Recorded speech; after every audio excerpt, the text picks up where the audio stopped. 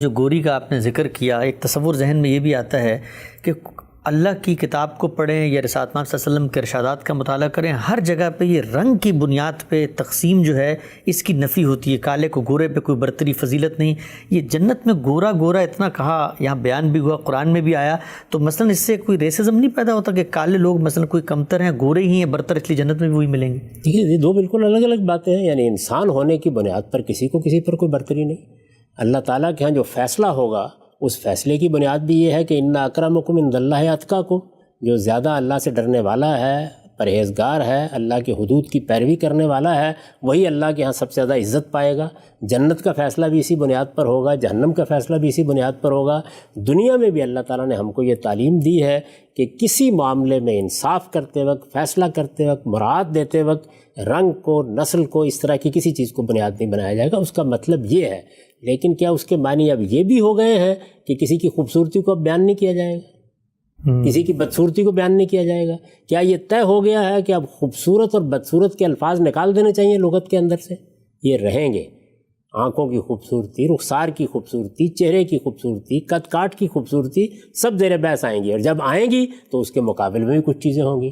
تو یہ دو بالکل الگ الگ معاملات ہیں، ان کو اس طرح نہیں دیکھنا چاہیے۔ ٹھیک ہے، ہم سب یہ بتائیے گا کہ جب آپ یہ فرماتے ہیں کہ دین کی ہدایت آدم علیہ السلام سے چلی آ رہی ہیں، وہی دین ہے، وہی اس کے حقائق ہیں، وہی جزا و سزا ہے، یہ حور کا جو تصور پیدا ہو گیا، یہ عورتوں کے حوالے سے جنت میں جو نعمت کے طور پہ دی جائیں گی، یہ صرف یہ جو اسلام کا یہ لٹریچر ہے، قرآن مجید، روایتیں، ان میں کیوں آتا ہے؟ قدیم الہامی لٹریچر تورات، زبور میں آپ دیکھیں، انجیل میں دیکھیں، وہاں تو یہ بیان نہیں ملتا۔ یعنی کیا تصور پیدا ہو گیا؟ جب اللہ تعالیٰ نے درختوں کا ذکر کیا، پرندوں کا ذکر کیا، پھلوں کا ذکر کیا، پھولوں کا ذکر کیا، تو کوئی تصور پیدا ہو گیا ہے؟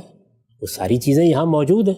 آپ کو بتایا جا رہا ہے کہ جنت میں اللہ تعالیٰ یہ نعمتیں اس طرح دے گا، اس میں ظاہر مرد بھی ہوں گے، عورتیں بھی ہوں گی، بیویوں کا ذکر بھی ہوا، یہ سارا ذکر موجود ہے۔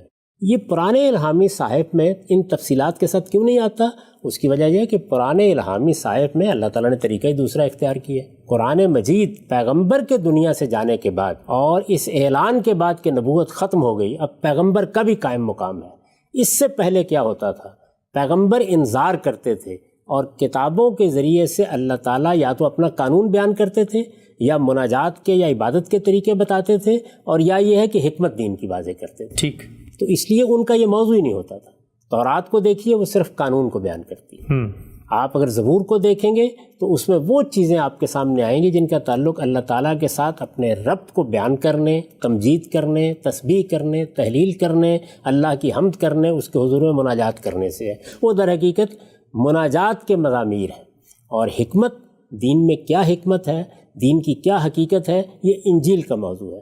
انبیاء علیہم السلام کے صحائف میں بھی عام طور پر انذار کے مضامین آتے ہیں، لیکن بالاجمال ان کو بیان کیا جاتا ہے۔ قرآن مجید نے قیامت تک ہدایت بھی بیان کرنی ہے، اللہ کا قانون بھی بیان کرنا ہے، اللہ تعالیٰ کی دی ہوئی حکمت کو بھی واضح کرنا ہے، اور اس کے ساتھ انذار بھی کرنا ہے۔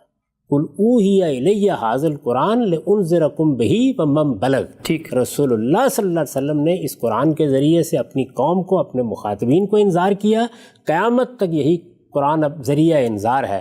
انذار میں آپ قیامت کی، جنت کی، محشر کی تصویر بیان کرتے ہیں۔ ٹھیک، کیونکہ اس انذار کا موضوع کیا ہے؟ اللہ تعالیٰ نے جو پیغمبروں کو انذار کے منصب پر فائز کیا اور یہ کہا کہ مبشرین و منذرین، تو اس کا موضوع کیا ہے؟ اس کا موضوع ہے قیامت۔ قرآن چونکہ یہ کر رہا ہے، اس لیے اس کی تفصیلات بھی اس میں بیان ہوتی ہیں۔